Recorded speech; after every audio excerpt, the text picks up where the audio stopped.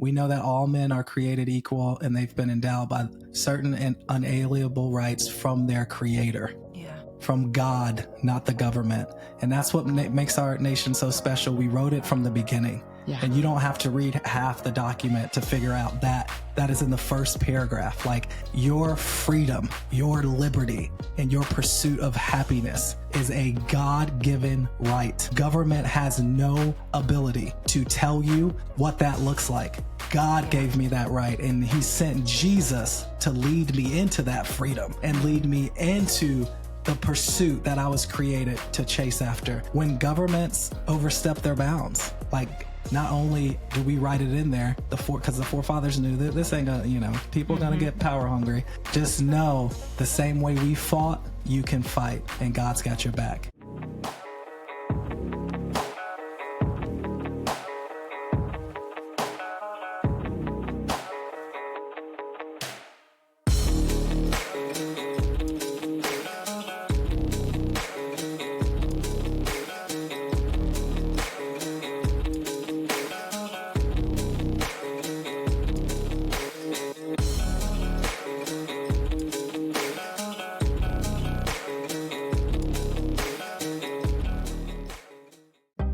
Hey, Danielle Walker here. I'd love for you to check out my online boutique, Lux Lion. My mission for Lux Lion is to showcase innovative African designers and sustainable mission-driven brands. To do that, I bring you stunningly beautiful handcrafted jewelry and accessories from some of my absolute favorite places on earth. Small batch wholesale for storefronts is also available. Join me in celebrating African artistry and shop now at luxlion.us. Use promo code FREEDOM for an additional 10% off your purchase. Hey everybody, welcome to For the Love of Freedom. Today is Wednesday, October 28th. It's 10 a.m. Central, and I am coming to you live on Voice of the People USA TV and radio network, on Rumble, X, YouTube, and Facebook. Wherever you're watching or listening, please give us a like, a share, a retweet, and put your thoughts in the comments. I want to hear what you're thinking. And just a reminder, you can always catch us on the audio-only podcast platforms the day after the interview goes live. So if you're traveling, you can download them there. Well, I'm your host, Danielle Walker, and on this show, we meet people who have rejected the status quo, who've broken with convention, have broken with the belief that the TV tells them the truth, and each of my guests in their own way are working to bring freedom to the world. Well, my guests today are so dear to my heart. Let me bring them forward. The Lord connected us in a very unexpected way, and we have been running on parallel tracks since meeting, I believe, 2 or maybe 3 years ago now, possibly longer. Darin and Monica Strong, or as I like to call them, Team Strong, are the founders of an organization called Homeland. They are pastors who have left the pulpit. They're high school sweethearts with 8 children. And possibly counting. You never know. News. They are content creators of the beautiful vlog Homeland and community builders behind their newest venture, Homeland United. And I will let y'all explain what all of that means shortly. But first, I start each show with a scripture. Well, welcome to the show first. Yeah, thank you. Thank you. Thank you for having us. Absolutely. Thanks for coming on. And let me just fix this layout so we can see y'all a little bit better. There we go. All right. I can see both of y'all. Let me read the scripture of the day. Okay, so it's Isaiah chapter 54, and it's verses 2 and 3. And it says, "Enlarge the place of your tent, stretch out the curtains of your dwellings, spare not. Lengthen your cords and strengthen your pegs, for you will spread abroad to the right and to the left, and your descendants will possess nations and will resettle the desolate cities." And Anybody? You hold Run it back. through a wall. I can feel you on that ball, girl. I can feel you. Just hold back. Wait till she get to her introduction. Well, what it says to me is that things look one way, but God sees it differently. And it gives us an instruction to expect expansion and to get ready to build. And I felt the Lord sent me to this passage for y'all because you live your ways and you live your lives, in a way that says we're ceding our agenda to the Lord. We're going to live in expectation of adventure, of good, of increase, of favor, fruitfulness, and opportunity. So do y'all want to react to that? And then we can get into what Homeland is about. Yeah, I mean, I will react to that because, 10 years ago, we were very calculated to the world standards. I mean, my background is in healthcare and nursing. Darin is in real estate. And so we were very calculated people. I mean, and just doing things the way we had been taught, which is to just be very strategic. And so when you say God sees things one way and what he's doing in our lives is so beyond what others see, or, and he's announcing things before others even see it. I mean, it is so true. And so 10 years ago, we took a radical leap of faith. And when we say Jesus still rolls up on your boat, like Jesus will still roll up on you in the middle of your job or your perfectly formed life, and he will call you to follow him. We do not believe in the cessation of any move of God with the apostles and with the New Testament. We do not think that that was the end of God's work on the earth. We think it was actually the beginning. Yeah. We think the New Testament is smaller than the Old Testament because it was just starting and it's still being written. Like we are still in the moves of God, and we are all to be a new testimony. And we are now 10 years later just saying like God was faithful. We have only radically followed him at his word the last 10 years. We cannot tell you conventionally what we've done other than follow him at his word. And he has taken us on a wild ride. Yeah. Being a disciple is still a very real thing. I mean, we have found our lives written out in the word of God. So that invitation is there for those who are feeling it, who feel that calling. We say our lives are permission to go all in. Like if you're feeling that pull, we are here to give you permission now, 10 years later, to say it is absolutely worth following it. And that is amazing that verse is what you are speaking over us, because this is definitely our next season. We are going from Virginia to Hawaii, and it's like from the first state to the 50th state. I mean, he is like expanding our tent pegs like crazy, and like the year of the Vav, like to just go into like what God is speaking even in the Hebraic culture and through the Hebraic years. I mean, he is doing something so big and really driving our tent post in this year, which is just crazy. Yeah. So I know this may sound like total Japanese to somebody that's listening, and you're like, I have no idea what they're talking about. And that's amazing, because that was us 10 years ago. We didn't know any of this. We didn't know any of what people were saying, but there were specific people that we heard talking, and we were like, I don't know what they're saying, but it resonates with my spirit and I want what they have. And that is what encouraged us to just start seeking. And we just kept seeking and kept seeking and kept seeking. And God is so good. Just like he says, if you seek me in Jeremiah, if you seek me, you will find me. But it's hidden for you, not from you, but you've got to seek. Like you have to go on that journey. And so that's what we've done. And he has absolutely allowed us to be found by him. And yeah, it is so worth following. It's the only way to live. It is life and life more abundantly. And yeah, it's so amazing. I'm just so excited to be on For the Love of Freedom, wherever God takes this conversation. I know we had an agenda, but he has one, and he may just come out and have his way, or we may stick to our agenda. But For the Love of Freedom, it's just so amazing that we're going to have this conversation about our journey and about what this show is about and just how it collides. And, when Jesus first showed up on the scene and came out into his ministry after being hidden for 30 years, he's like, the Spirit of the Sovereign Lord is upon me. He's anointed me to set the captives free. And it's just like, wait a minute, I thought you're coming here to like establish your kingdom, save your people from tyranny and all this stuff. It's like, it always starts with freedom, and who the Son has set free is free indeed. So that freedom looks different. And every age. Oh, And yeah. within our generation, there's a lot of things that we need to be set free from. And I know your show covers a lot of those topics, but it really just starts with the invitation from Jesus to like, let me set you free.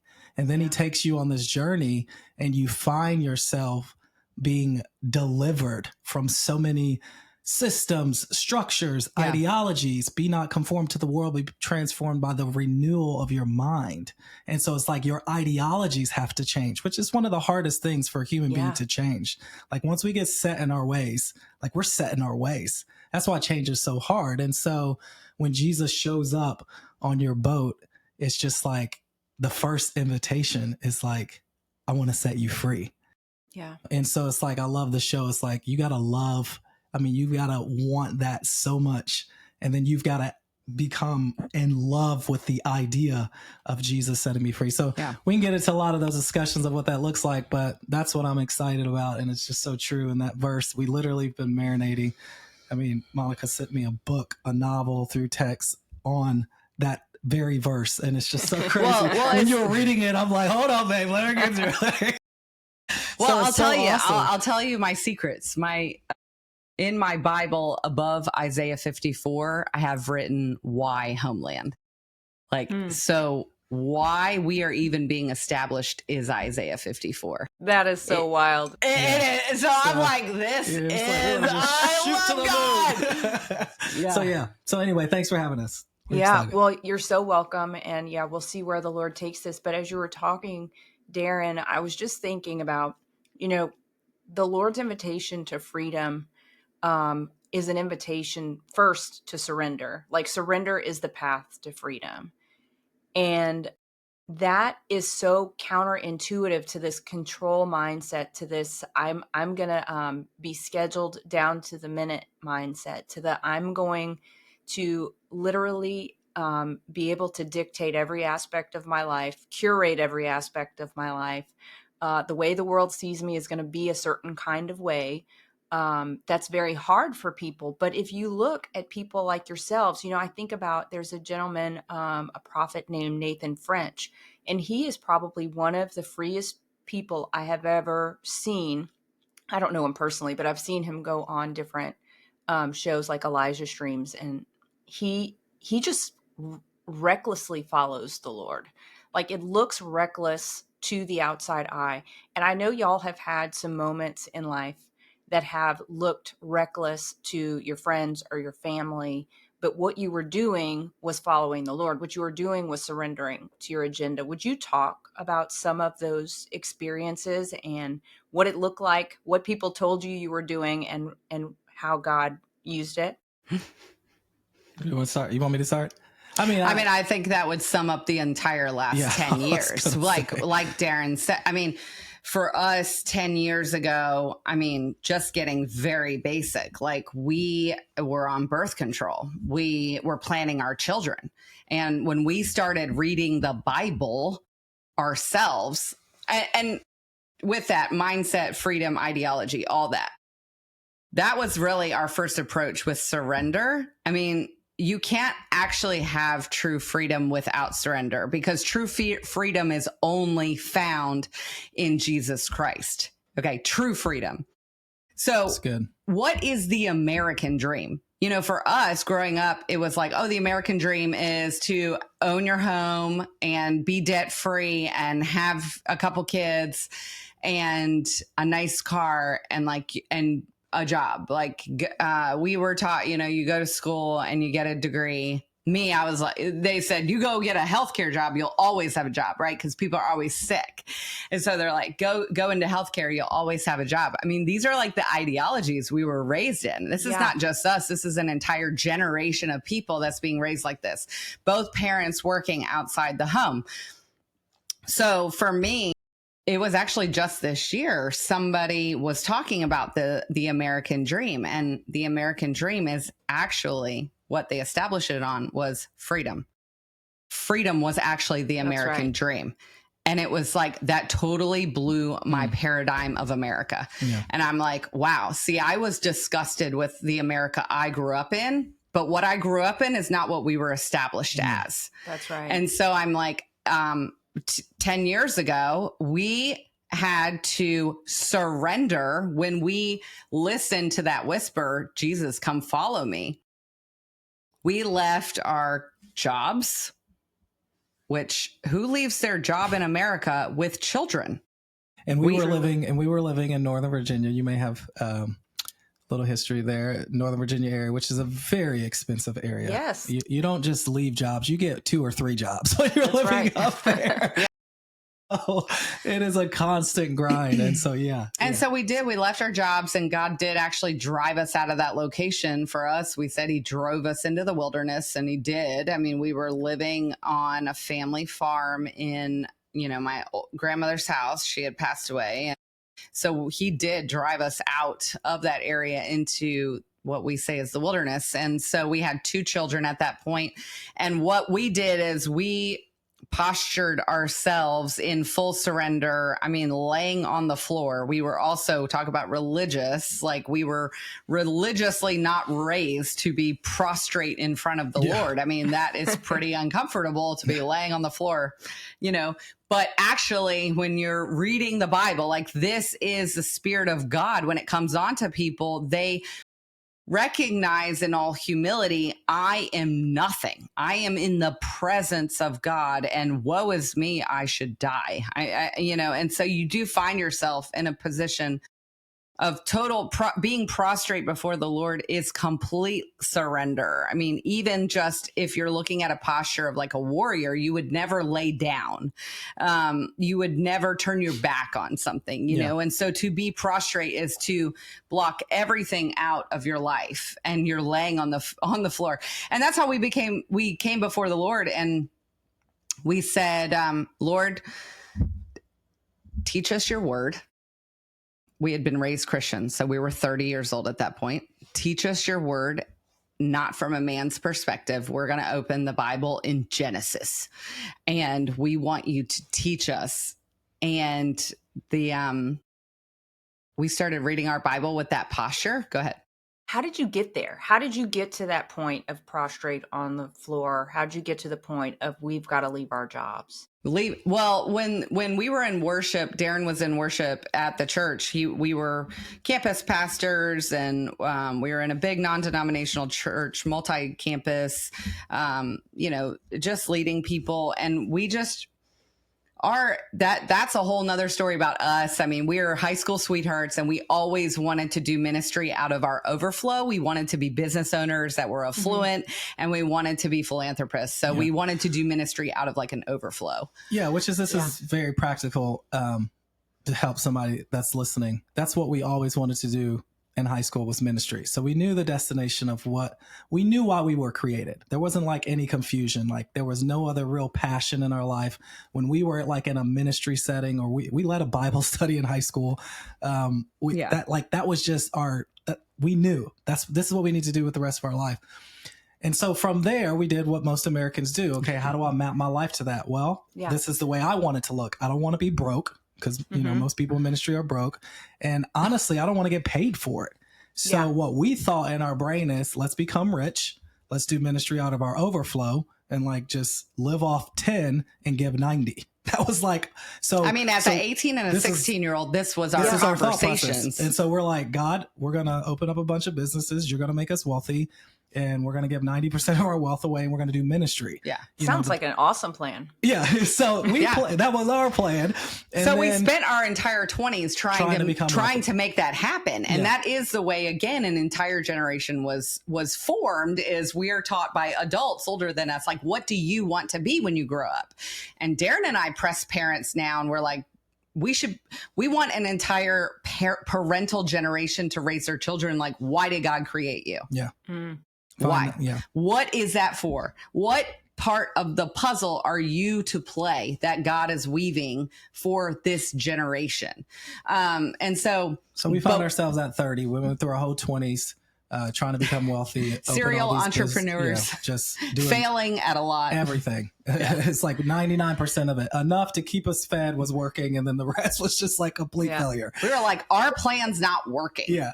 So we found ourselves doing the church campus pastor while working as a nurse and in real estate. So we were doing our grind to provide, and we actually worked for the church for 5 years, never being paid. And then at the end, the last couple of years, I mean, Darin was working 40 plus hours a week at the church. And so like pulling full-time hours, but never being paid or compensated.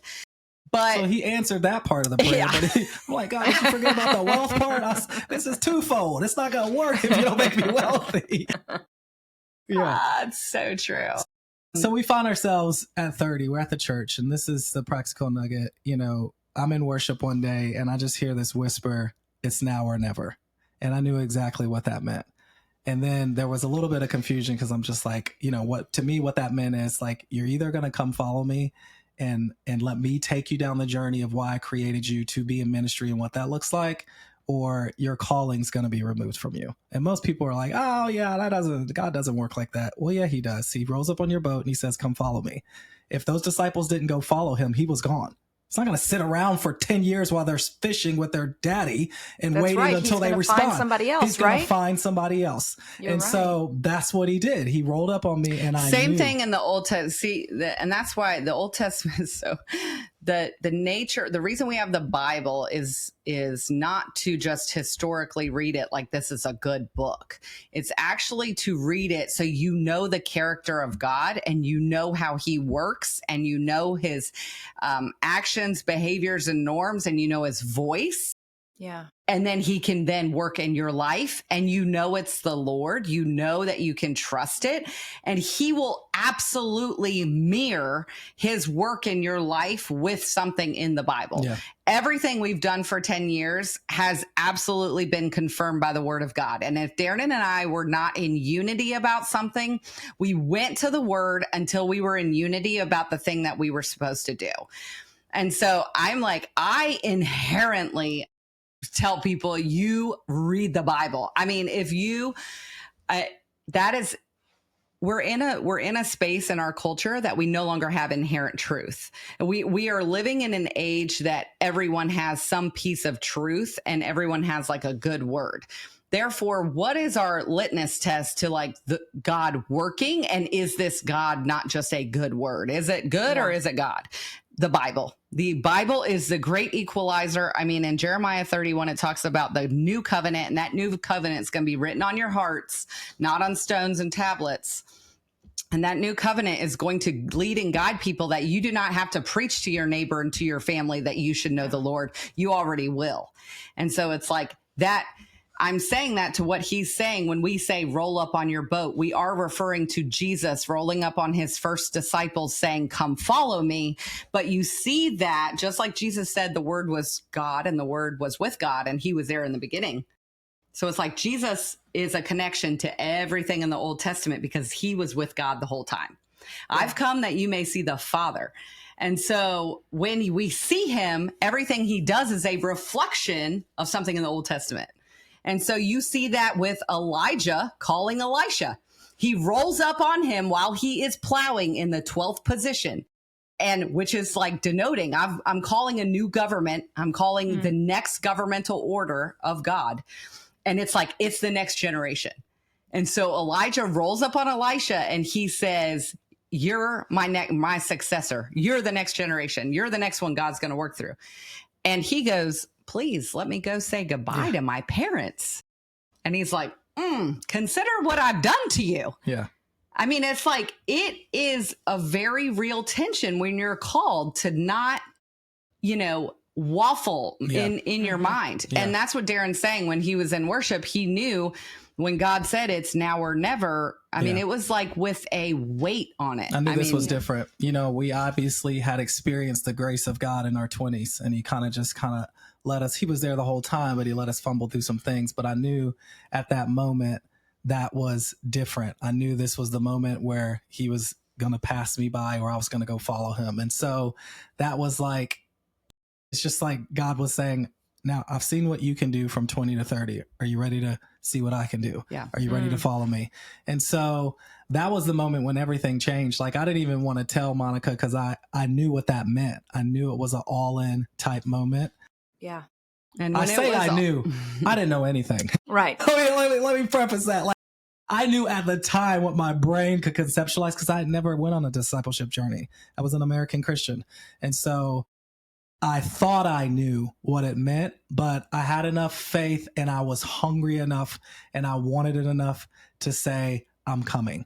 None of the disciples knew when they said, okay, I'll follow you. They didn't know. No one knows. No one knows. So yeah, so in that moment, to speed up a couple things to answer the question, like some hard decisions we had to make, you know, that was... The first thing was the job. Yeah. We knew we had to give up our security, which is we were finding security in our job and doing ministry on the side. When God gave that prompting to Darin, it's now or never, we knew it was a call to no longer be double-minded and that we had to.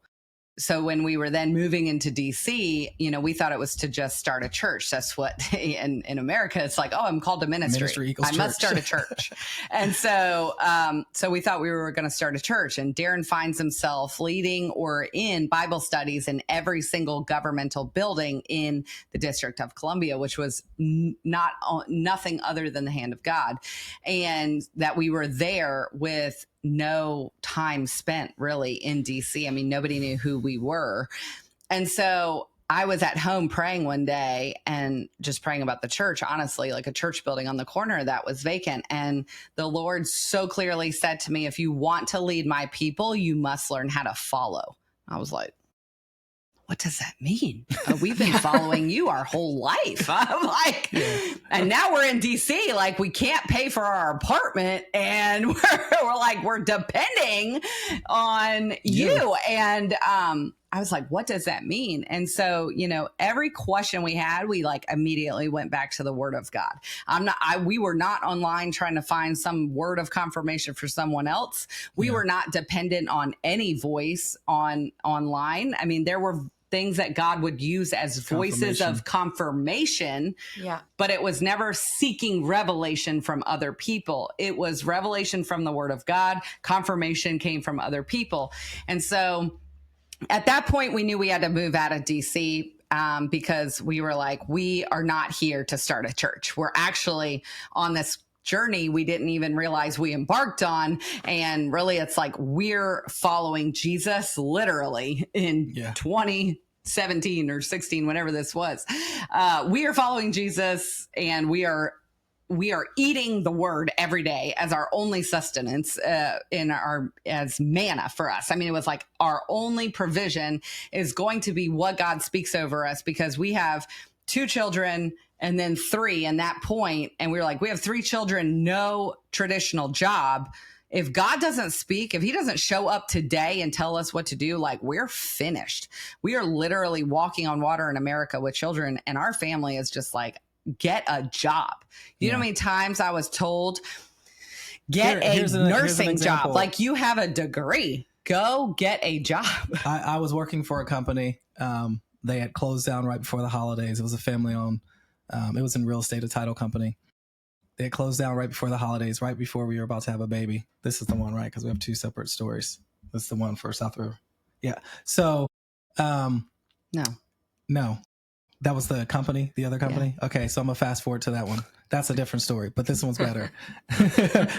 It's better now. When we were in it, it was horrible. But this is better. So that happened, and that was real. I had ended up going into real estate, and then I started real estate as sales, selling in Northern Virginia. And then I started a property management company because that was my background in real estate. I started in property management. So I started my own company, partnered with these other people. 49 partnership. Anyway, the partnership went bad. I landed a big account. The company was stolen. Long whole story. So that was happening. We were about to have another baby, and we were struggling. Like, we were like, what are we supposed to do? So I'm struggling at this point. Like, I'm all in, but I'm like, we're in Northern Virginia. Like, like we got to pay for this stuff. So this opportunity comes up for a job in the corporate world, more money than I've ever made. I shouldn't have got the job because I had no experience. I went in the interview. The guy asked me an example to play out how you would handle if you were working for the company. I was just straight up with him. I said, I don't know anything you're talking about. I don't know how to do that from the trade. It was like in reconstruction. I didn't know anything about construction at that point. Never built anything. I said, I have no idea what you're talking about. I have no idea how to do that, but I'm telling you, I will learn. I will humble myself, and whatever. If you're willing to teach me, I'm willing to learn. I'll be the hardest worker in this room. Anyway, I'm driving home. A few days later, I find out I get the job.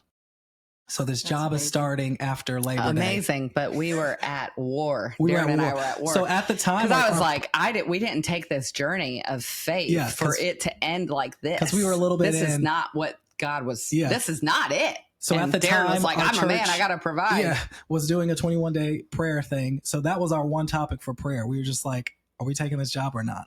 And I'm honestly on the fence of taking, like I'm halfway over the fence of I'm jumping over, I'm taking this job, and I'll still do what I'm doing, my roles at the church. But crazy thing about this job, which is crazy to people, but when you live in that area, it's not crazy. We lived in around the Haymarket, Gainesville area, Bristow, and the job was in Maryland. So I was going to have to commute 66, 495. It was going to be a 3-hour commute. So I would have to leave 5, 6 in the morning. And I'm going to have a new baby. And I'm getting back. And she's about to have a new baby. I'm getting back after dinner, maybe at dinner based on the estimates and all that stuff. So total commute, total grind.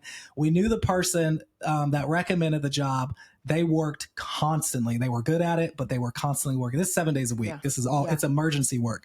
And so this was going to be the life. And I was going to fit in my current roles at the church still. I'm like, I'll still do it, but we're going to get a paycheck. And family we're going to get health insurance. Like we're going to be good, and God's going to bless us and it's going to work. And so we were praying. And this is the part of the unity.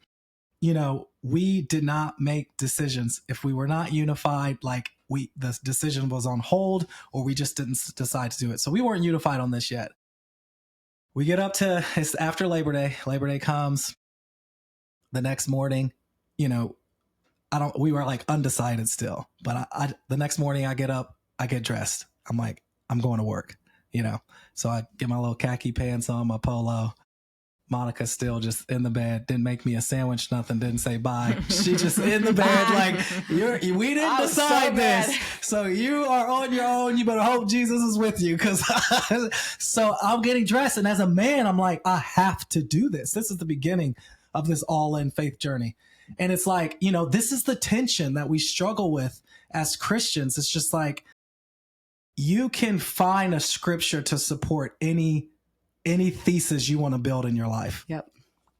You can also find the voice of God speaking over your life saying, go this way, go that way, go this way. And you know it. He's not a father that he would hide himself from you. He is a good father. And just like I teach my 8 kids every single day in front of them, loud and clear, here's my clear directions. But guess what? Those kids have a choice. They can say, I'm not doing that, or I don't want. And as they get older and older and older, you realize it's not just I'm not doing that disobedient. It can be I hear what you're saying, but I'm actually going to go make my own way. But can you please still be my father and bless me? That's what we do as kids a lot. And so I knew that God did not want me to take this job. My pastors in my life at the time were saying, you need to take that job. You have a family to provide for. This God, calls the man to provide for all these things, all the scriptures, all the things. We're still gonna, they were gracious. They're like, well, you can still be involved. This is how we can make it work. There's tons of people work in this area doing that. So I get in the car, I'm driving, rolling for about 10 minutes, boom, traffic, gridlock. And so I'm in the Manassas area and I'm driving and I'm just struggling with God because I knew I wasn't supposed to be in this car. And I'm basically asking him, please give me your blessing. I have to do this. This is a miracle that I even have this job. It's the most money I've ever made in my life. And I can still be in ministry. Silence. God didn't say anything. So you know those moments. If you're listening, you know that moment. So anyway, I'm driving and I just feel myself drifting off the exit. I get off the exit. I don't even know where I'm at this point. I get off the exit.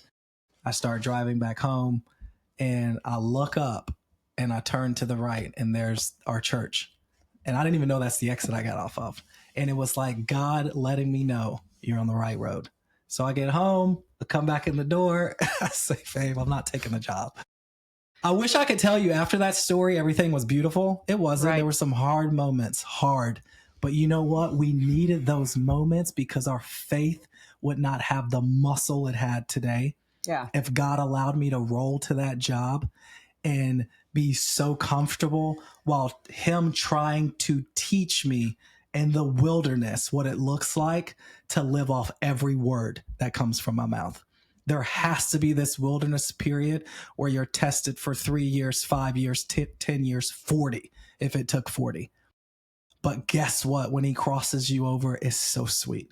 And you can handle the weight of the blessing that he's giving you in your life. A lot of people get to that blessing without the wilderness, and we see it crush people daily. Yeah. The blessing becomes a curse. And so I'm thankful. And we could go through story after story, but the point is there's a lot of moments like that where we had to wrestle, and we're wrestling with flesh, and we're wrestling with the idea of trusting God at that level. And it's like a daily thing. Paul says, I die daily. Like you talk about surrender. I love that. Surrender is the first step to freedom. And we've been conditioned that once we raise our hand, say the prayer, however your church does it, we're saved, we're good. No, like that's the intro to a life where daily you're like, I surrender all. Well, because you can have this world, give me Jesus. If you're not on that daily bread, that's why he fed them to the wilderness daily, except for one day gave them rest. But like, this is a constant reminder that you got to come out and get what I'm giving you. And it's a surrender. It's a moment of like, I can't feed myself in this wilderness. That's why they can't grow a garden in the desert. That's why he's like raining food down on them. But it's a constant reminder, like surrendering to God. And then I'm going to provide everything. If you seek the kingdom first, all things will be added. But that part of seeking the kingdom first it's a rewiring for our generation. Yeah. Because we have not been wired in our generation in America to seek the kingdom first. We are no longer we no longer do that. We have every system and structure, and that is like the type of freedom that the American dream was built on is only the type of freedom that is surrendered to Jesus Christ. Yeah. If you're no longer surrendered to Jesus, and we see this in our culture today, everybody's like, oh, we're free, so we can behave however we want. It's like Galatians 5 talks about the type of freedom we are to have as Americans.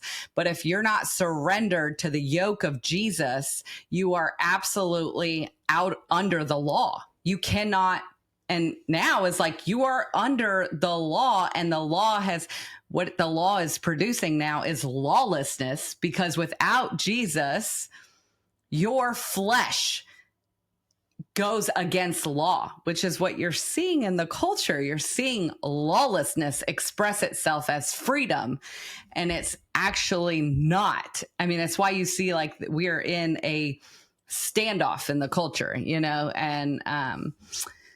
we're at an interesting space and time. And unless, I love your intro to this whole show, because unless the sleeping giant is the church, and the church is not a building, a denomination, or a certain group of people. The church is people that are surrendered to Jesus Christ, and they are preparing themselves daily to be the bride of Christ. I mean, that is the church in any given generation. And now that we have Jesus, and yes, if we wake up, if the church wakes up, there will be hell to pay, because that looks like people like us, that it's like, we are absolutely surrendered to Jesus. We will absolutely do whatever God tells us to do. And we are ungovernable. Yes. Because that's what God did with us. Yeah. He delivered us from every system and structure in America. What did he start with? He started with surrender to him. And this is the thing though, you absolutely cannot deliver yourself from Egypt. America has become Egypt. You cannot deliver yourself. That's good. You have to have a C-split to walk out of this place. Yeah. And a lot of Christians, that's what a lot of people want today. I mean, they're prophesying everything, they're saying everything, but you have to actually be willing to leave Egypt for your seed to split. And a lot of people don't want to leave Egypt. Every Christian I've talked to today, or even that knows our story, their number one first question is, how do you make money? How do you buy that? God told you to buy that. What's the money? Money. Yeah. Money is a spirit. It's called Mammon. And Jesus said, you can either serve me or serve money. You cannot serve both. You'll love one and hate the other. Yeah. And it's like, you want to talk about crazy? One of the crazy things, God told us to go buy a building in the last city we were in. We had a $12,000 P&L for the ministry because we had one faithful giver. We have been operating on 5 loaves and 2 fish for the last 10 years. He has multiplied it like crazy. He taught us about a whole system of lending and we had wanted to never borrow. We were like, the Bible says never to borrow. Yeah. So we're actually not going to borrow. We're going to pray for a while for God to deliver this miracle check to buy that building. Because God, you told us to buy that building. And God actually had us borrow to buy that building. We found a whole network of lending of interest only loans, which is just like, who does that? Yeah, most people are like, no, I'm not going to pay interest only. Yeah. No, God did that. And he had us do it to break the back of the spirit that was on us. We were governed by the spirit of money because that's everybody in this culture. Yeah. We all think, how do you do anything without money? Yeah. And it's like, God is like, I created the gold and silver. Your American money is paper. My children say it's paper. Why do people care so much about it? It's like monopoly money. This is what my kids say. I'm like, I love the heart of a child because we're actually supposed to become more like them. Yeah. And that's what God says. God's like, I own the real estate. I own that. What can you even build for me? You can't build anything for me. The earth is my footstool. Heaven is my throne. I created the gold and silver. I'm all that. Darin and I are like, I'm serving that guy. Yeah.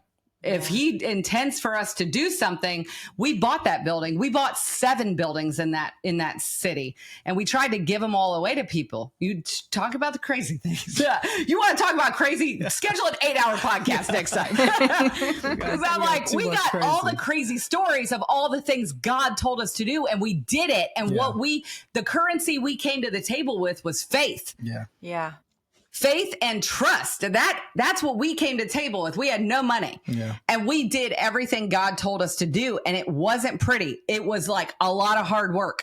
It was a lot of crying nights. It was a lot of like, we're not going to make it. We didn't, our budget didn't make sense. Darin sits down to do the finances every week and is like, being broken because what I have to pay doesn't make sense with what I have coming in. And the crazy things God told us to do, we did them. And 5 years later, we ended up selling those properties all for double than what we bought them for. Because the market turned, and the market from 2020 to 2023 was insane. Real estate market went up 200%, and people were buying things. They were waiving inspections. They were waiving financing. They were doing crazy stuff. The market has now totally changed again, and it's horrible. But the real estate market in that 3-year window is when he had us sold all those properties. Yeah. And he prospered us that way, right? But it's amazing. Like, and people can see that. That was the plan. People can see that. We didn't know that was the plan. And if it's so funny when, like, if you want to look at it very practically, people are like, well, you're a fool for taking out an interest-only loan. You should have never done that, right? God told us that we're the borrower, we're the lender, not the borrower, and we shouldn't borrow. And it's like, yeah, you're right. That's what Darin's saying. If you read the Bible that way and you're just trying to find a cheat sheet and a blueprint, you can make a theory for any kind of life you want. Yeah. But if you read the Bible because I'm like, God needs to show up today and he's got to tell me what to do today, well, he'll tell you exactly what to do. And usually it's going to look completely opposite than what you think it should be done. Yeah. And so when we did that, to give context to that, don't forget your thought, but biblically to give context for the listeners, in one season, I mentioned manna. He said, collect it every day. Don't collect on the Sabbath or it'll mold. So it was literally a daily bread. And in another season, Joseph could have been studying his Bible. Oh, this is how God works. He wants us to not save anything. We just rely on the daily bread. He told Joseph, like, save everything. Because I'm sending a famine that is going to crush the world? What if Joseph was like, oh no, brother, God, daily bread? And it's like Joseph had to be in tune with what God was saying today. And that's your life. You cannot, everything in the Bible is good. That's why it's so hard for us as Christians. But that's why God says this is a personal relationship. I don't want you to be in relationship to some ideology or religion. I want you to have me. That's why I sent my son to die on the cross, for you to have access to your Father, to graft you into the family as Jew or Gentile. Like now everybody has all access, but just remember that access comes with, I'm telling you daily and every season what to do. And one season can look like this and the next season can look like that. Do not make your prosperous season. Don't say, oh, I prospered in that season. That must be what I need to do the rest of my life. Yeah, or this person prospered that doing that. We do a lot in this. We try to copycat people's lives and fruit. Oh, that guy's apple looks incredible. Let me dissect that so I can get my apple to look just like that. And so, yeah, just to say what you were saying, it's like, yeah, it's like, God will speak to you in that season. But what he had to do was he had to deliver us from that system. For sure. Right. And so the system of money and the system of mammon and money and finances, he actually took us through so many trials because he had to break that spirit off of us so that when we have $100,000 come in our account, which we've had before because of these real estate transactions. I mean, Darin and I have looked back and we're like, we didn't even buy ourselves like a pair of jeans. Like it's like very difficult for us to go out on a date after that and like celebrate. We're almost like, what's the next thing, God? Yeah. Like, what do you want to, now that this is coming in? Okay. What do we go do with that? Yeah. And it's like, because you're surrendered to the spirit of God now, no longer the spirit of mammon. Yeah. And usually now what he's had us do is take that 100,000 and now you got to go do something else with it. That it's like, well, that's like chump change. I mean, it's like, it's great. The faith weight just got doubled, because it's like now we can't even breathe or relax. Yeah. He's like going to take us to the next thing. But when you're like, we're in a season of reformation in this country, and reformation it just means very practically reformation. We are in a reforming of our country, and we're at like a juxtaposition of generations because we're at like war with the morality and the norms, like the things that our parents kind of dissuaded and like turn their back to, and like they didn't want to deal with it. And so like you never like don't deal with something. If you're not going to deal with it as a parent, you will just naturally just pass it to the next generation. And that's what we're dealing with in our generation. And so the sleeping giant, the truth, like inherent truth has to come to the forefront of the Reformation to be reformed in truth. Otherwise, it's like everybody's saying, it's like war looks like peace. Yeah. Peace looks like what's war. Bad is good. Like what's bad is good. Like truth is no longer there. So we're reformed into like this ambiguity of like, nothing is, there's no standard of truth anymore.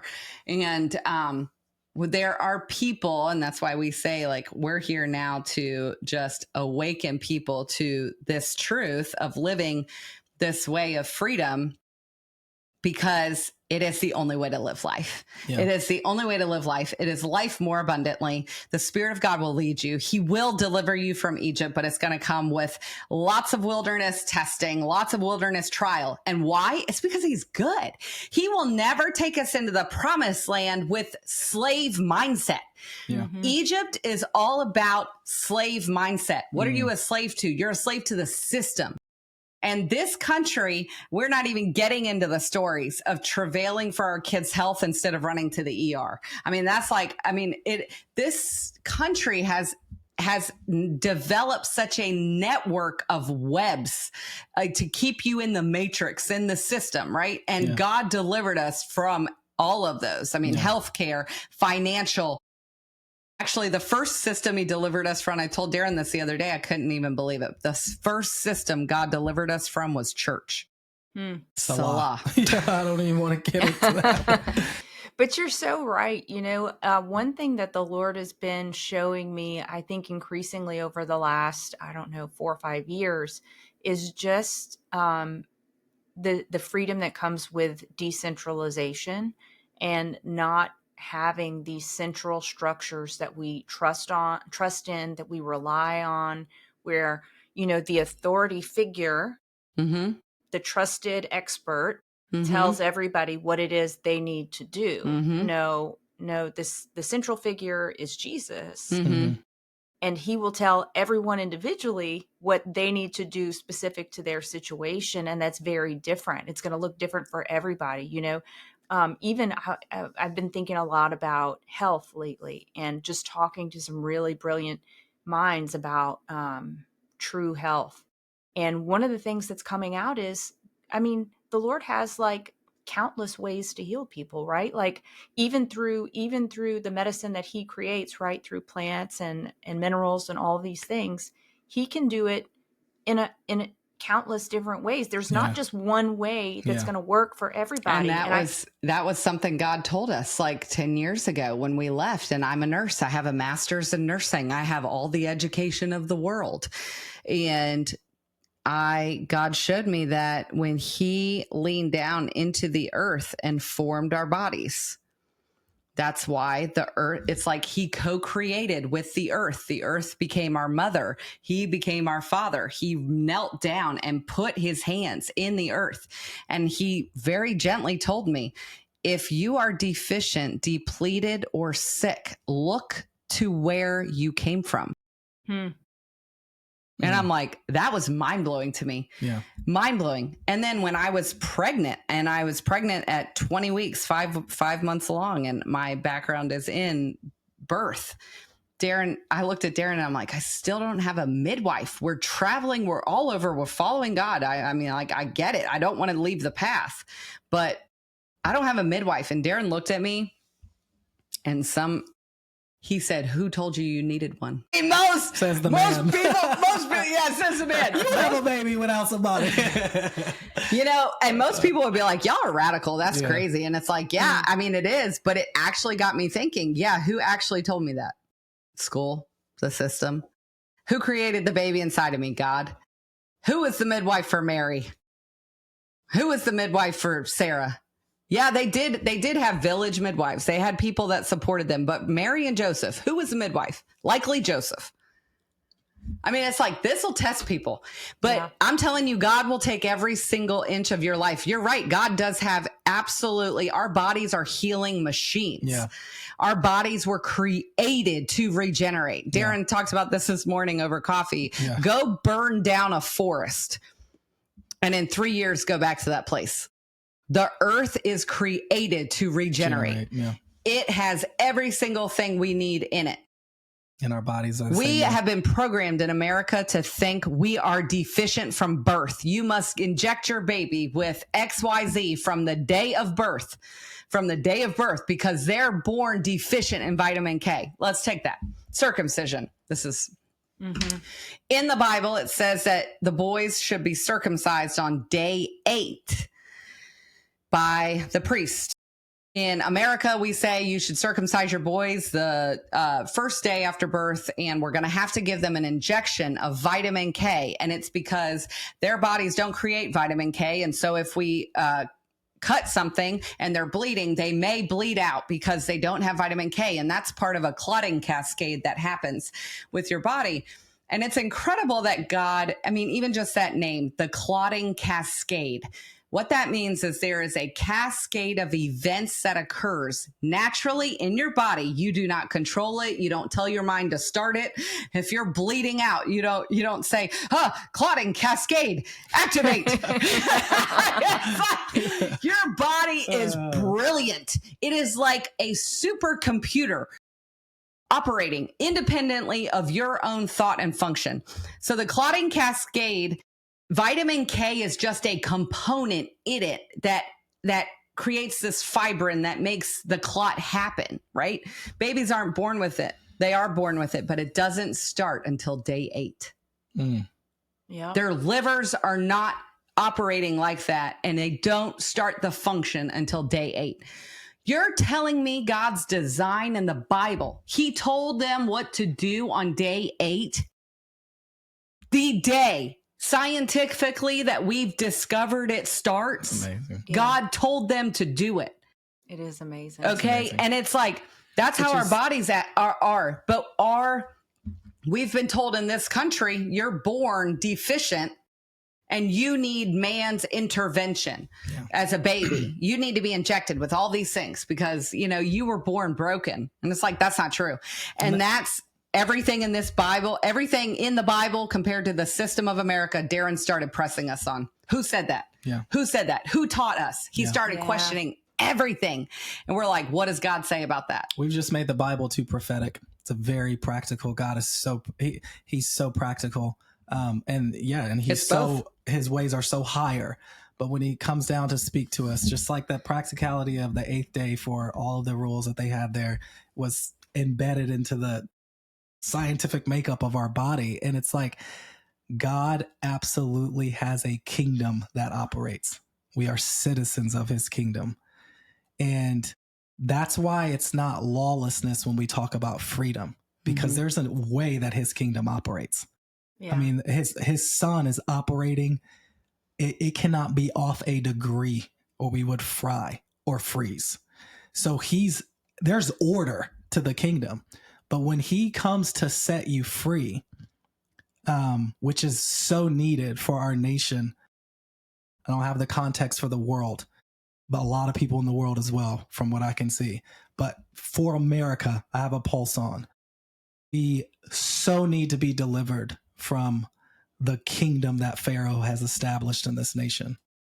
But it's so difficult because the interim between deliverance and freedom is a period of time that you have to be so utterly dependent. Like your faith has to come alive. It's no more memory verses. It's no more, I love Jesus, he's my savior. It is your life is dependent on that manna to fall, on that water to come from that rock. Yeah. And so the interim period is where people, they think that the Red Sea exists in the middle of Egypt. But no, they had to literally leave the country to get to the point that they're standing at that sea. Then it splits. Then you're journeying in the wilderness. And so in that period of the wilderness for us, there was a lot of like, man, those pomegranates or that salary or that direct deposit or, to know where my food's coming from. Egypt looks pretty sweet from the wilderness. You might be circling the mountain. Find the verse once they cross into the promised land that talks about Egypt's pomegranates. They're in paradise. They're in the promised land. They're driving out nations. They're taking back what the devil stole. And would you talk about for a second, how did you know that you left the wilderness? Because I personally have had a number of false starts where I felt like, ooh, I'm leaving the wilderness. It's so behind me. And guess what? It wasn't. It was just like a new level of dunes. Yeah. Yeah. So true. I don't even know. Darin said this last night. I love God. I mean, Darin said this last night. He's, how do we know we're leaving the wilderness this November on the first day of the month? And how do I know that? Deuteronomy 1, God literally made it so clear to us that we were to break camp on the 40th day, or in the 40th year on the first day of the 11th month. We went to Hawaii in September, and we knew it was significant because Darin is 40. And he turned 40 in July. We went to Hawaii and we went to look at this house at the open house. And the realtor starts talking to us. And he's like, I came here from Canada when I turned 40 because I was having a midlife crisis and I needed a change. And we were like, that's crazy. We're obviously like feeling led here, and Darin just turned 40. And Darin has been feeling like this stirring of like, our last season is coming to a close. We have done this for 10 years now. And if you look up the definition of the word Odyssey, it is a 10-year journey. And so we're like, that has actually been like our last 10 years has been an Odyssey. But we both feel the grace lifting, that it's changing. Like the life for us is changing. It will not look at all like the last 10 years. So then when we were in Maui, we were going to look at this other house. It was a rental. We drove by it and we were like, this really is not like our thing. It's got a small yard. It's in a city type area. And that's just for eight children. So like, that's the other thing. Like God supernaturally birthed through us. That is absolutely a characteristic of God. And we have 8 children. We always wanted 4. God totally blew our desires out of the water. And they so made us wealthy with kids. Yeah. So with 8 children, we were like, oh, that's too small of a yard. And this is just not our thing. So I wrote the lady and I said, I'm sorry. We drove by it. I don't think we're going to look at it. We don't want to waste your time. It's just not for us. So she wrote me back and she said, I want to tell you that, I guess I'll tell you the story now. I was hoping to tell you when I saw you, but she said, we know one person from Virginia. She moved out here for 3 years. We became good friends through our church group. And she said, I reached out to her to ask if she knew you guys, because I knew you guys were from Virginia. And I just thought, I'll just take a shot at it. She said, she worked with both of you at the hospital. Can't make this stuff up. What? And so we said to her, clearly God wants us to meet you. Let's meet. The house isn't going to work for us, but let's meet. So we end up having dinner with her and her husband. And her husband is a doctor at the hospital there on the island. And they looked at us and they said, we're actually moving. And we were like, what? And they said, yep, we're moving. We came here when his name is Darin. We came here when Baron was 40. And we were like, this is so crazy. It was in the same day as the other realtor. So in one day, 2 different people are like, we came here when we were 40.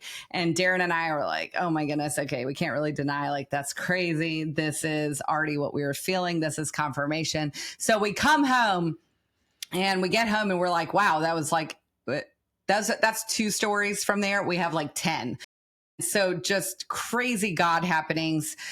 We get back home and it's kind of what you're saying. You're like, you feel like you came out of the gate and you're like, actually, I think that was a false start. Like that actually wasn't. And we have felt that for, like, I will tell you, times. 2 years. Yeah. And so for 2 years, this has happened. And so last night, actually, Darin was like, we're leaving on the 1st. And it's funny, something God has spoken through with us is horse racing. And so on the 1st of November this year is the Breeders' Cup. It's like the big race with all the biggest horses. And so I was like, isn't that crazy? We're leaving on the 1st and it's the Breeders' Cup. And Darin's like, yeah, because we've had 15 false starts and here maybe we'll be out of the gate this Saturday. And so to say, like, to encourage you, like, we have felt that same thing. He literally just talked about it last night. But when we were back here, we were searching the word for direction again and just asking God, like, what are we doing? We thought you were crossing us over. And when we were flying over there, we were Darin was reading a book, and in it, Deuteronomy 30 was a commission from Moses. And the commission is, here's my warning to you and my directions as you cross over into the promised land. And he's giving it to the next generation. And when Darin was reading it on the airplane, I mean, it was like fear of the Lord, like weight as we were flying over there. And Darin's like, this is for us. And so we come back home, sitting in the living room depressed, like, here I thought we were released and like nothing is working out and nothing makes sense. And I opened my Bible and I'm just searching for answers, searching for clarity. And I knew we had read that flying over, which is Deuteronomy 30. It's the end of Deuteronomy. And so I'm like, let me go to Deuteronomy 1. Like, let me go back to the beginning. Let's see if like God has something. And literally the first thing I read was, in the 40th year, on the 1st day of the 11th month, break camp. You have stayed at this mountain long enough. Oh, wow. That's so good. It was like, we knew that we were supposed to leave on November 1 to drive to LA and fly to Hawaii. And that was 2 weeks ago. And people are like, what? Yeah. You're flying and moving to Hawaii in 2 weeks. You have 8 children. Like, how? I mean, our family is like, Darin even said to somebody else, he was like, you've had a front row seat to this kind of like God moving in our life for like 10 years. I mean, this really is not like, this should not surprise people, but the reality is it does. If you people, the Isaiah warned us, Jesus said it, my people have ears, but they do not hear. They have eyes, but they do not see. And it's like, you understand, you can discern the times of the seasons, but you can't discern the signs of the times. You can discern that by the clouds, you know when to sail, but you don't know the times in which God is working. And he's like, oh, that you would be like the sons of Issachar, who actually could discern and tell God's people what he was doing in the time he was doing it in. Yeah. And it's like, when God is working, oh, that you would say, rend my heart, tear my calloused heart apart, and open up my blind eyes. And that's what God has done with us. And we're like, that is available to everyone. Darin and I will never say, hey, come join our church and be codependent on us and our teaching. No, we're like, please take the journey. I agree with what you said earlier. You said that God will tell you for your life what you are to do. That absolutely is true. Absolutely. Yeah. With that, there are absolutely spiritual leaders in a time that are given a voice for a corporate working of God, and that is where God sends the prophets. He sends the apostles. He sends people to a region, to a place, and it is to reflect the place from which you were sent. It's like Paul, like, I'm being sent, I'm a servant and a slave to Christ, and I'm being sent to a region, and I'm giving that region an impartation of the kingdom of heaven. And what those people do with that is up to them. Yeah. And it is like, it's very confounding to people to think there could be a spiritual leader for a day and time and age and country and nation. But also with that, this God is so big that he can work in my individual life and tell me individually what to do and how to do it. And it is the tension to know the difference, because still God does work in nations and generations. Yeah. We have become very self-focused in our generation of Americans, and that it's all about our purpose-driven life and not necessarily the national, the nation of it. But it's like the way God speaks to the church and the generation in the day is like revelation. Like, we see that as a blueprint. And just like he told John, I want you to write to the churches of Philadelphia. I want you to write to the church of Laodicea. I want you to write to these churches of regions. I mean, that is how America, it's like God is declaring things and speaking things over America. Not all of them are good. And it's like, people are in this day. I mean, I think people are at an interesting place there. I think there's invitations all over this podcast. There's a lot of people like ourselves that are giving people the invitation to leave. But a lot of people don't want to leave the system. Yeah. Also, it's like, practically, just spend 30 seconds on it, 45 maybe. Practically, because we've had so many false starts. My God, I just even love that term. I just see the flag being thrown up. What did y'all do? I didn't tell you to go yet. I didn't say hut. So we've had so many false starts, but like, practically, to answer that, it's just like, just look at Noah's life. He lived hundreds of years before the ark, and then God showed up on the scene and said, I need you to build this boat. Then he spent almost 100 years building the boat. Then he gets on the boat, and the rains and everything came like God said it. Once that season was over, he knew a shift was in the atmosphere. One, there was no more rain coming, but like, he felt something shifting. He's like, I'm going to send a bird out. Send a little birdie to see, like, Yeah, can I get that's off this good. boat? Is there So some land good. out there? Because I'm kind of getting stir crazy with these monkeys jumping everywhere. So he's like, so the bird, it was a false start. Like the bird didn't find anything the first time. Good.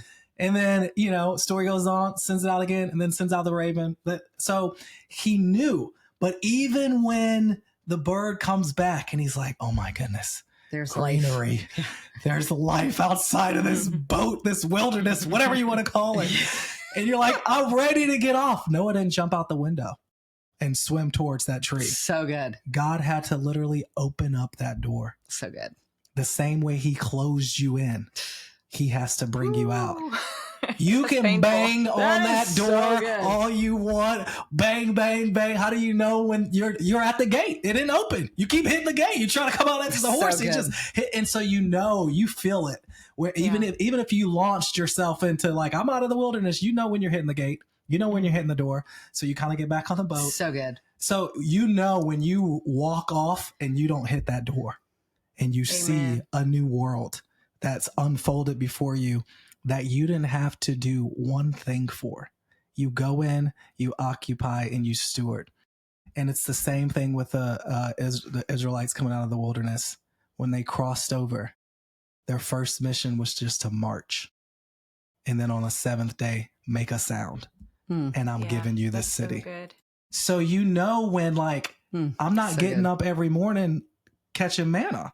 I'm like actually doing something different now. I'm marching. It's still crazy. He still has me in the crazy.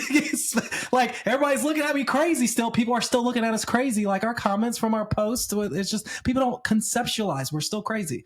So, but it's like, it's okay.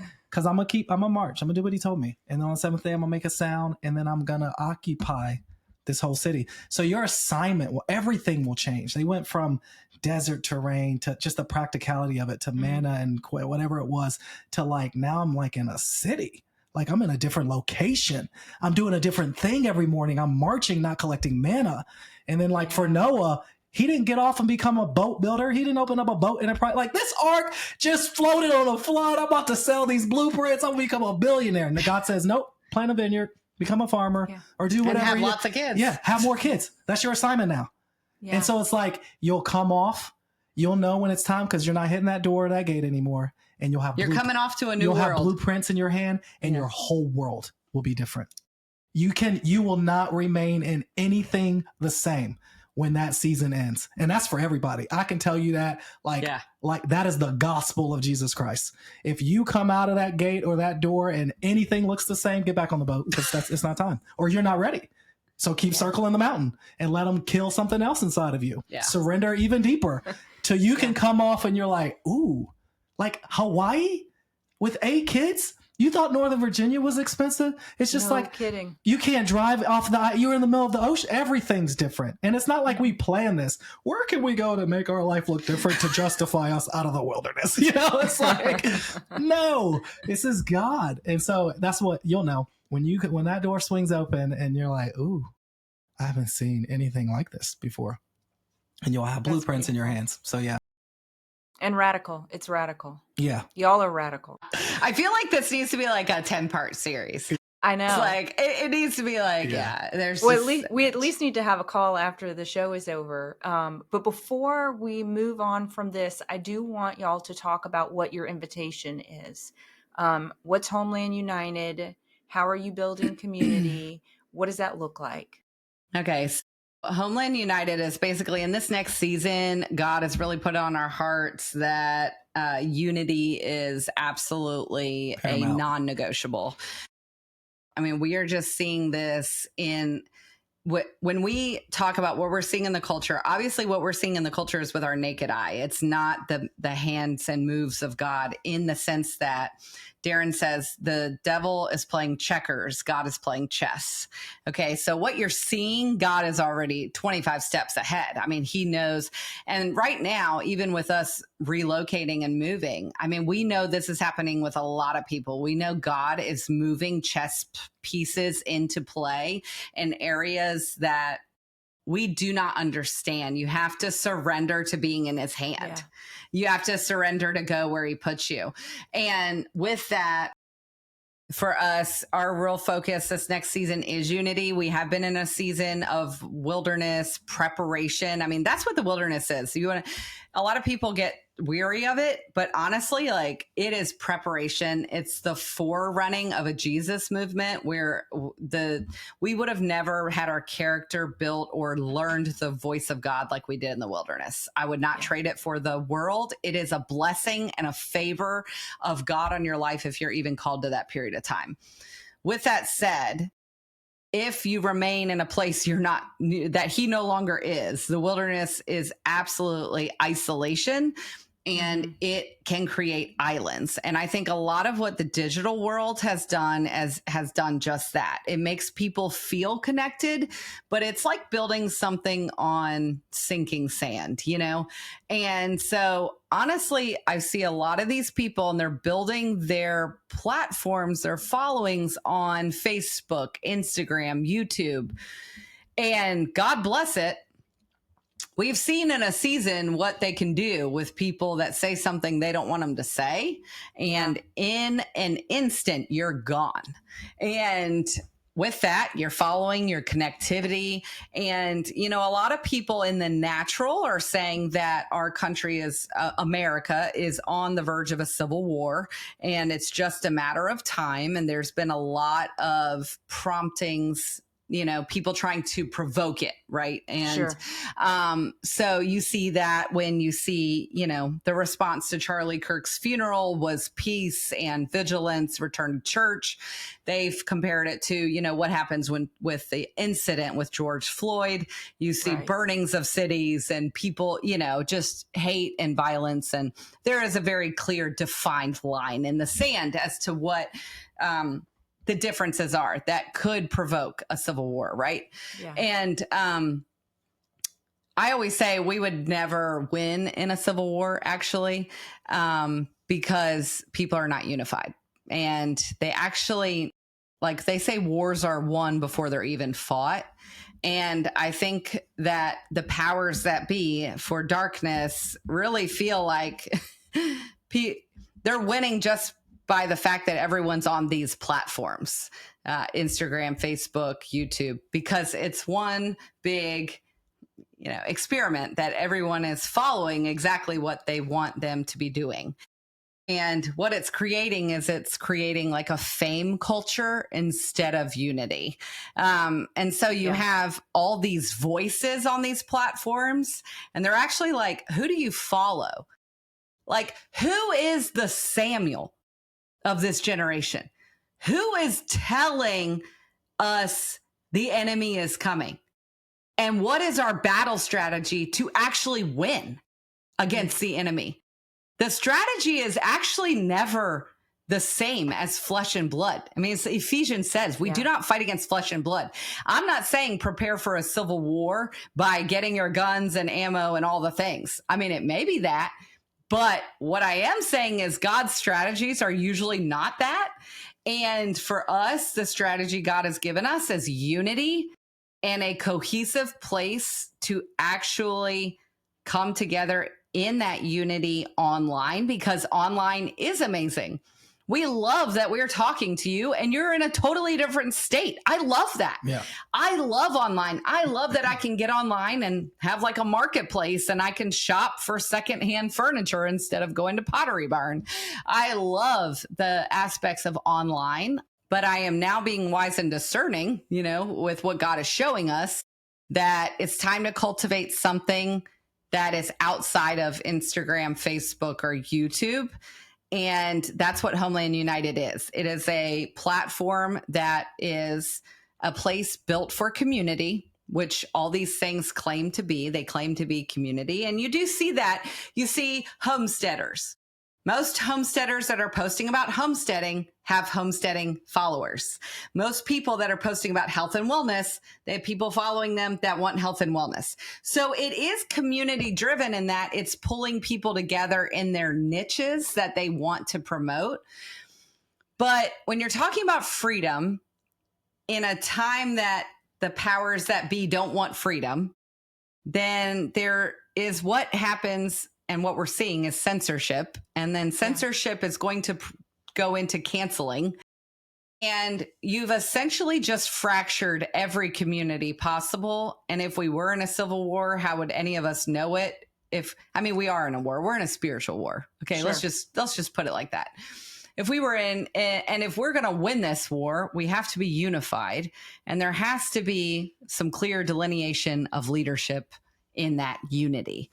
And so, for us, the cornerstone of everything we do is Jesus Christ. That is what this platform is built on. We're built unashamedly on Christian values. We recognize that people actually don't know how to be virtuous anymore.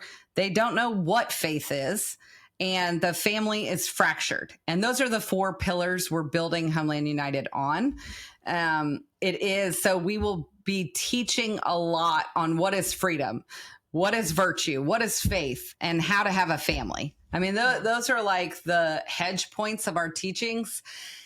And then, of course, what's amazing about the platform, we're launching an app in December, so it's going to be a lot more user-friendly once the app is here. But we do have rooms of communication or rooms of topics, and they are topics we're passionate about because that's what God has taken us through, and that is health and wellness, raising a family, stay-at-home mom, homesteading. That is a big part of God's plan in this next season. People producing, like you're saying, decentralized local food is going to be a big part of this next move of God and how he is strategically doing things. Politics and business. I mean, politics we think actually should be talked about. We're raised in the generation you don't talk about religion or politics, and it's like, oh wow, that's easy. Look what that got us. Yeah, exactly. We're actually completely a mess because of that. And so we have rooms for all those discussions. And so that's what Homeland United is. It's a community-driven online space. And the other biggest thing for us is we're not allowing ads. And I don't know about you, but like I can't get on one app today and not see insane ads. I was on the Bible.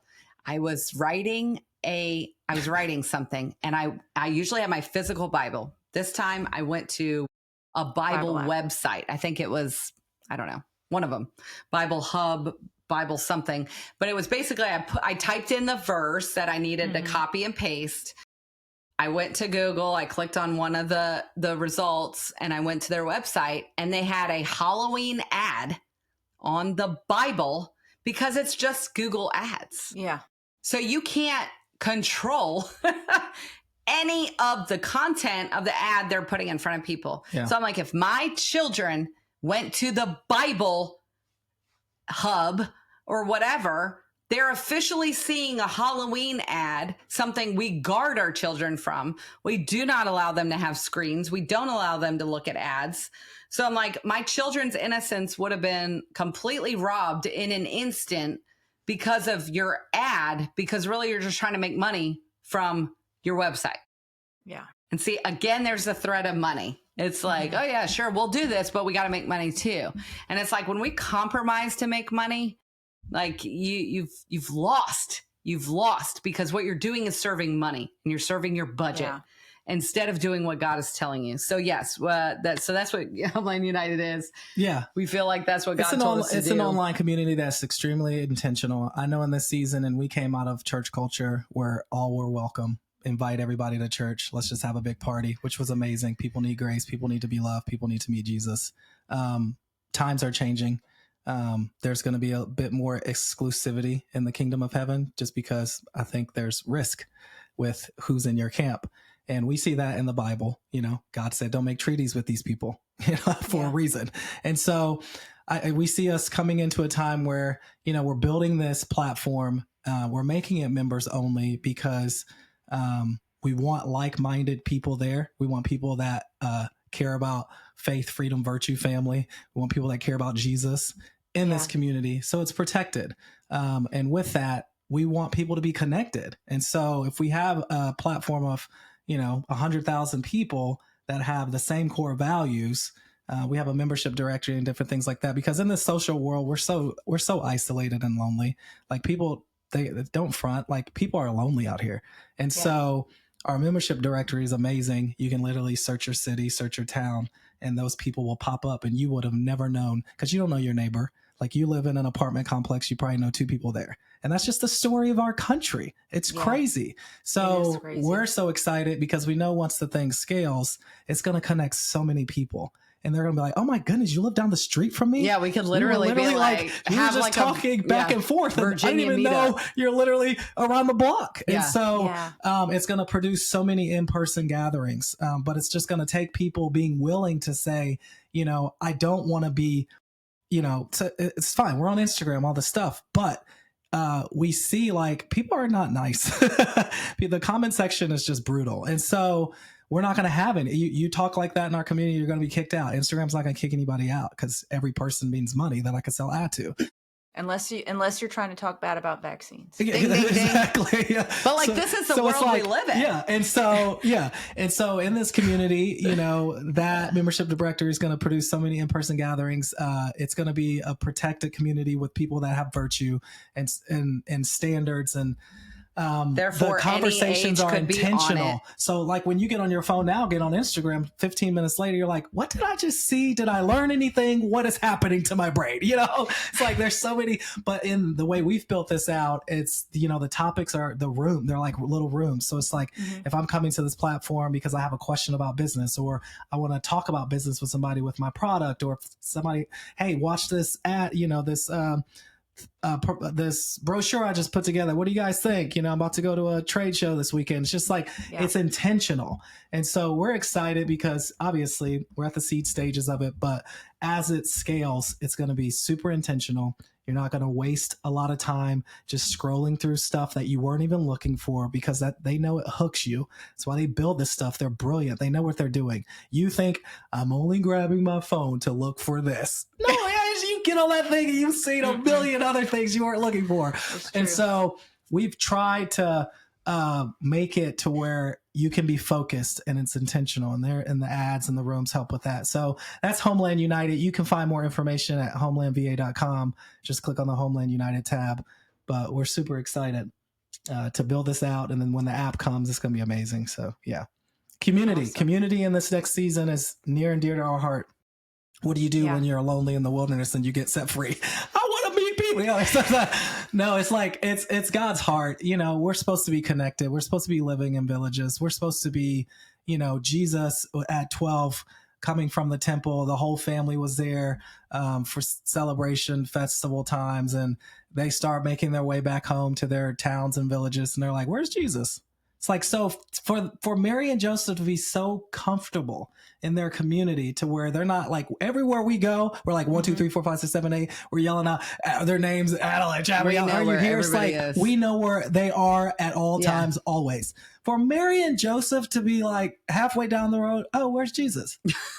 We were designed for this. It provides peace and security and stability.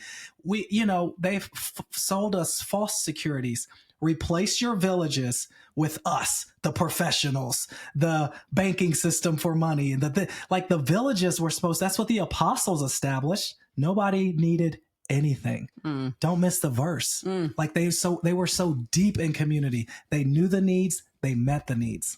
And that's what we were designed to do. That's life, and that's life more abundantly. It's not just save me, Jesus, from my sin. It's like, that's the step.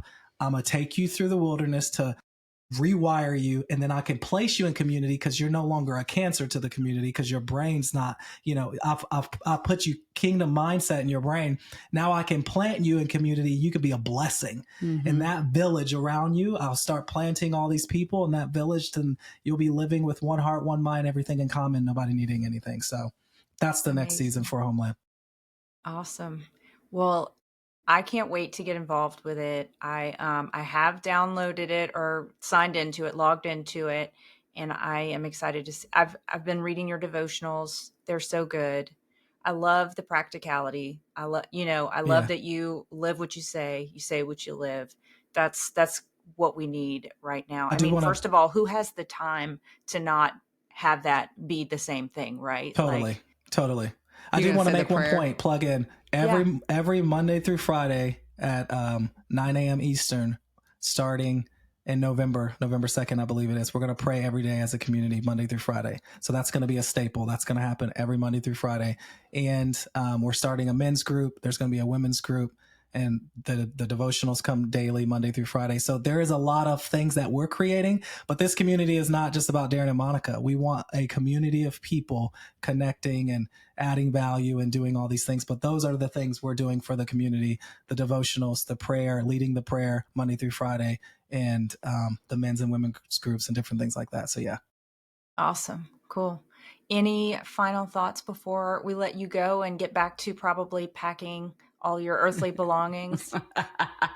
We've given it all up before. We're doing it again. We're only going with a suitcase. So yeah.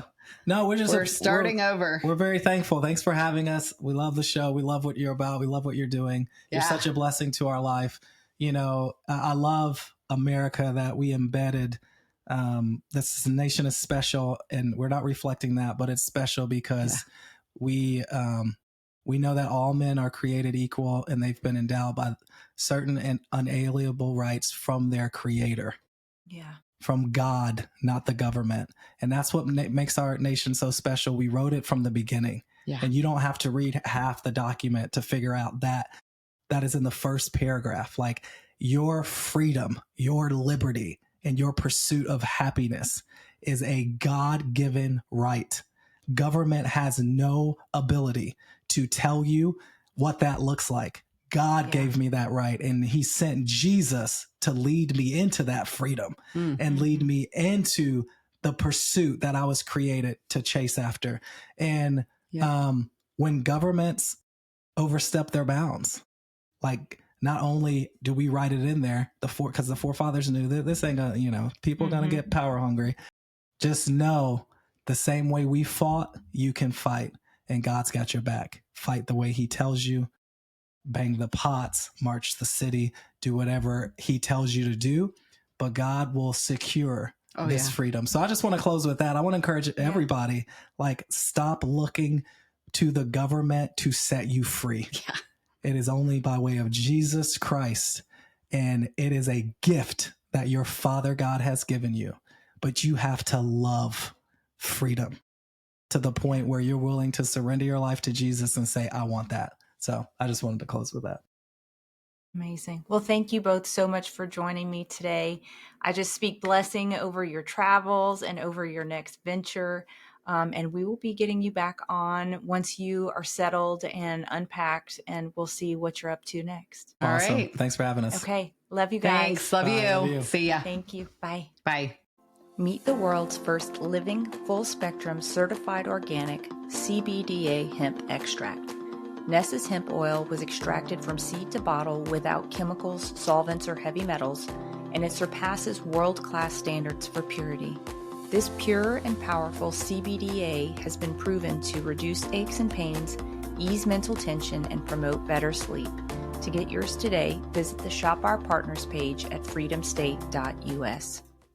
If you're looking to invest in physical precious metals or convert your 401k to a precious metals-backed IRA, please consider making your investment with our trusted partner, Metal Stacks. Their prices regularly beat the big sites, and they have no credit card fees or minimums. Shipping is free for orders over $500. Just visit metalstacks.com/dwalker or get there from our website, freedomstate.us. If you're interested in the IRA conversion, drop me a message at Danielle at freedomstate.us and I can get you connected with their white glove service. Thanks for joining me today on For the Love of Freedom. It is an honor and a true privilege to get to spend some time with you. If you're looking for other episodes of this show, you can find them on all of the State of Freedom platforms. And a reminder that this show is live on Wednesdays at 10 a.m. Central. God bless.